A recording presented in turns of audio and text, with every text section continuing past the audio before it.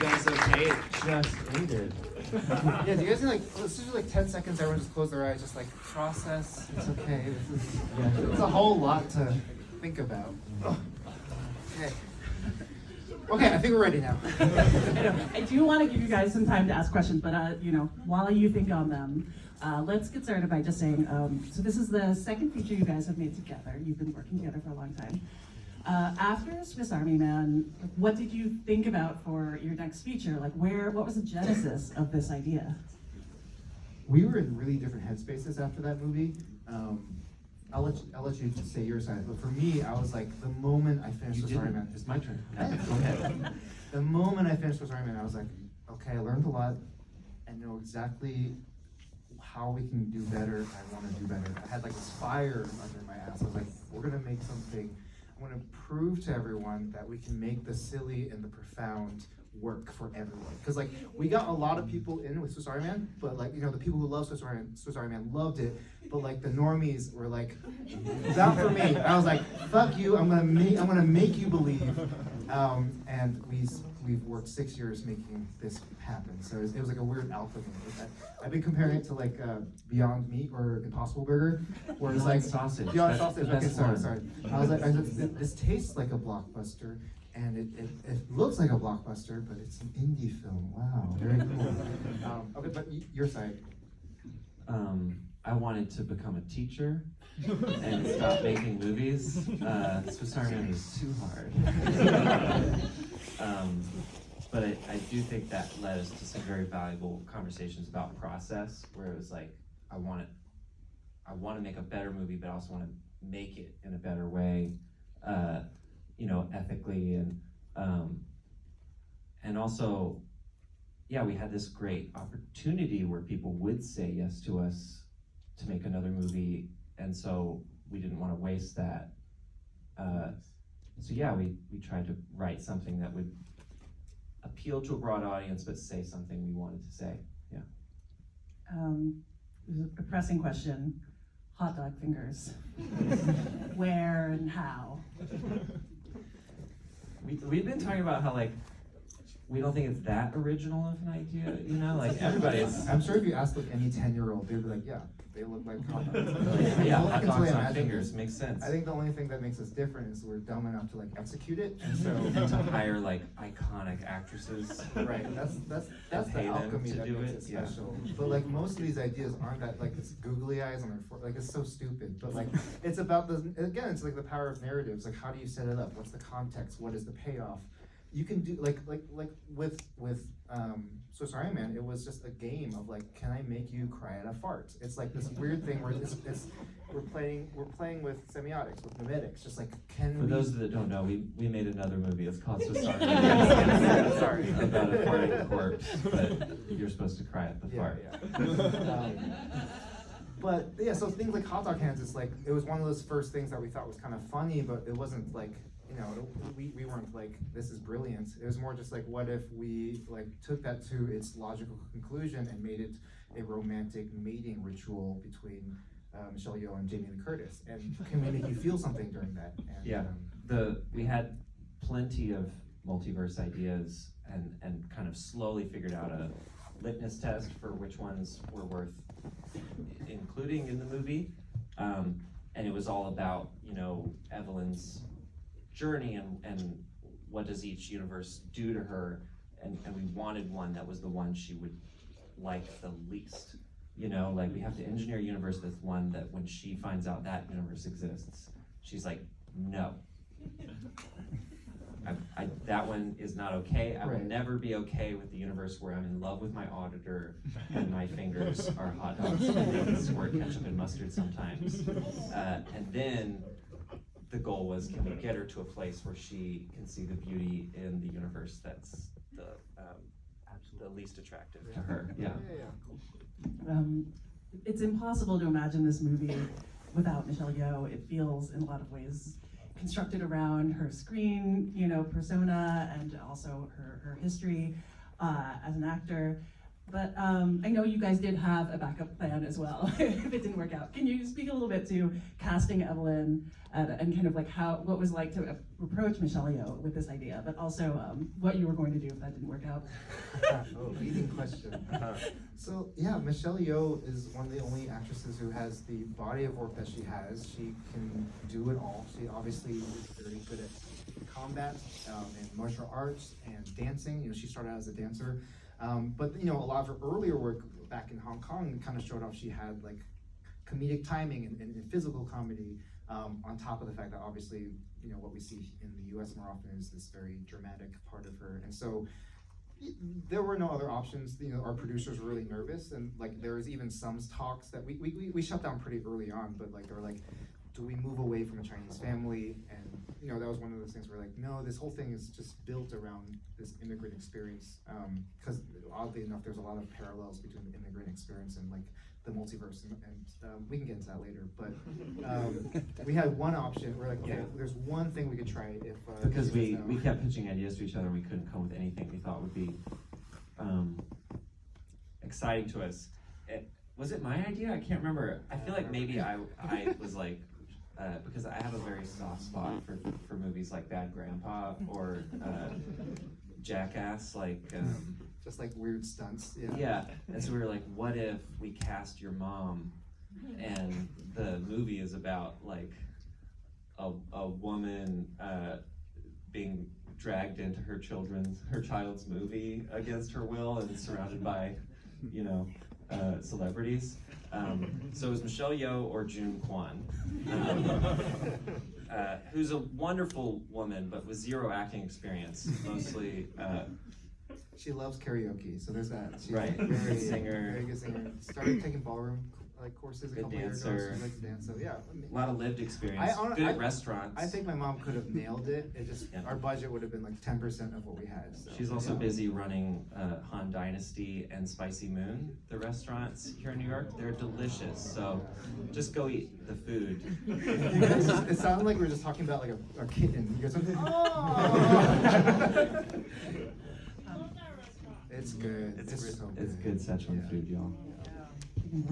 All right, let's hear from you guys. Give me some questions. I know you have them.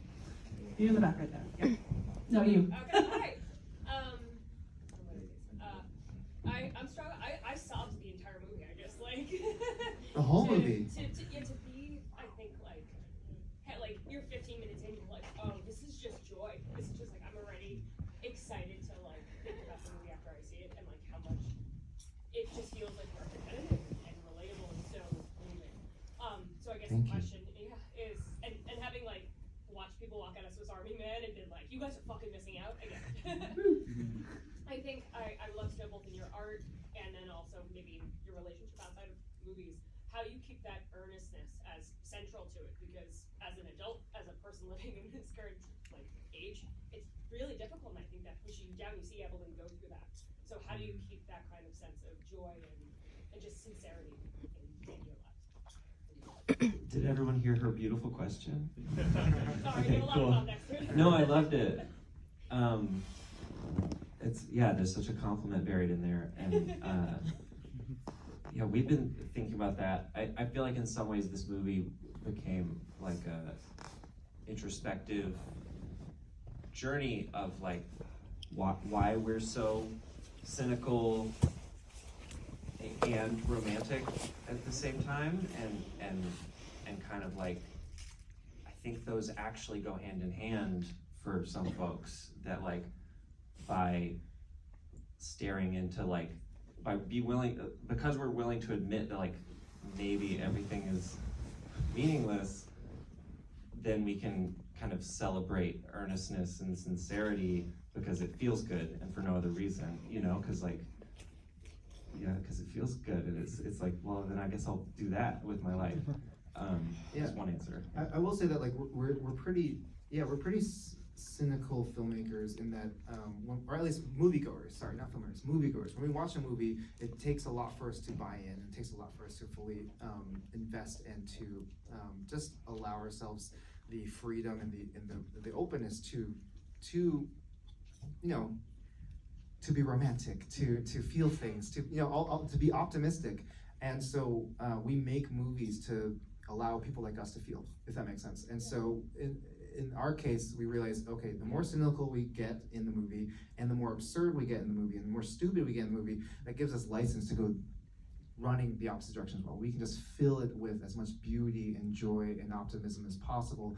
And it's not because we're optimistic people, it's because we need it ourselves. And so as a filmmaker, one of the things that we've discovered is like, if I can make myself feel something, and if I can give myself the room to feel all of that and all that joy and openness to the possibility, then maybe the audience will be able to feel that as well. And what a gift to ourselves, and a gift to you. I don't know about everyone else, but it's really,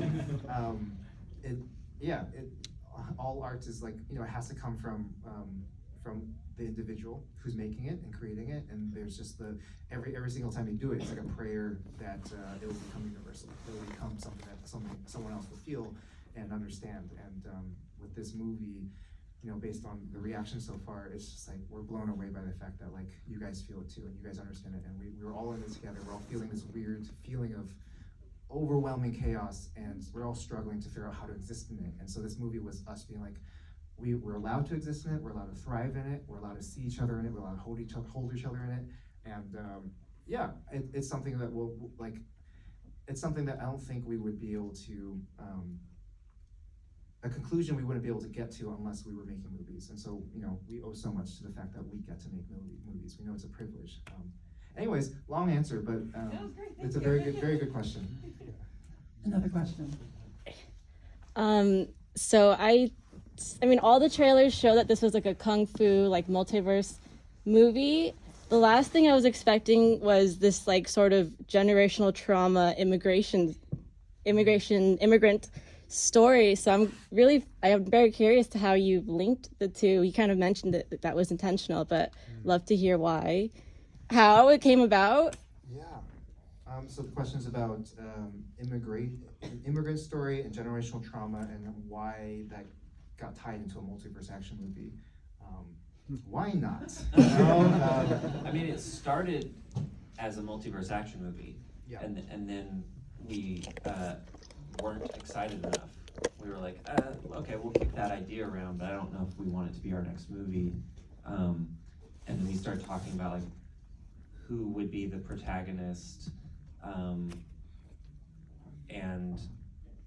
and then started talking about our parents and the idea that like an older protagonist was more interesting, and then started talking about Dan's family and started talking about our favorite action movies of all time, which were largely, Hong Kong kung fu movies and stuff, and thinking about the actors we could cast.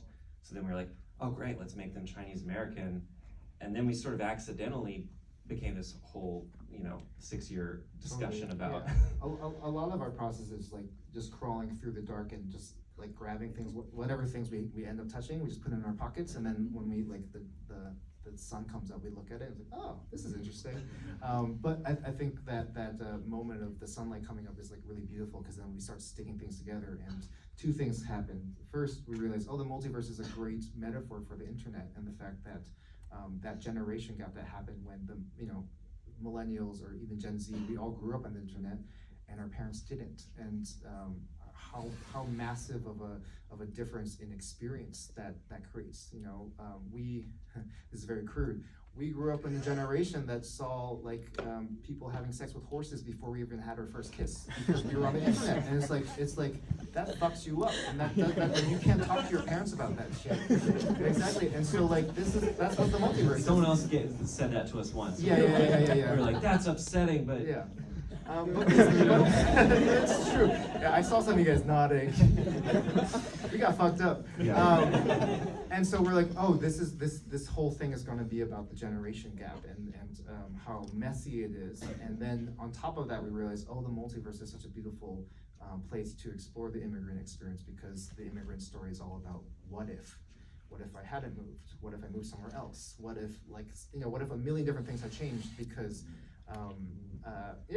because the immigrant story is just, there's so little autonomy to it. You move, and then beyond that, it's all up to chance. It's up to how the universe wants to push you into different directions. And we started talking about like the family literally talking different languages than each other, and like, oh, the grandpa and the mom and the daughter might literally have been raised in different languages. That's appropriate to this concept. Yeah, you know? different languages, and obviously, you know, your heart's in your home country, and your feet are in, you know, in this case, the United States. And so it's like literally different universes, all within a real life family drama. Like even before we get to the multiverse, we're already in a world where everyone is in different universes. Everyone thinks they're in different movies. So yeah, it just felt like a really good, again, accidental discovery. Like we just were crawling around in the dark and we found these pieces, and it wasn't after those that we were able to clarify why it was so exciting.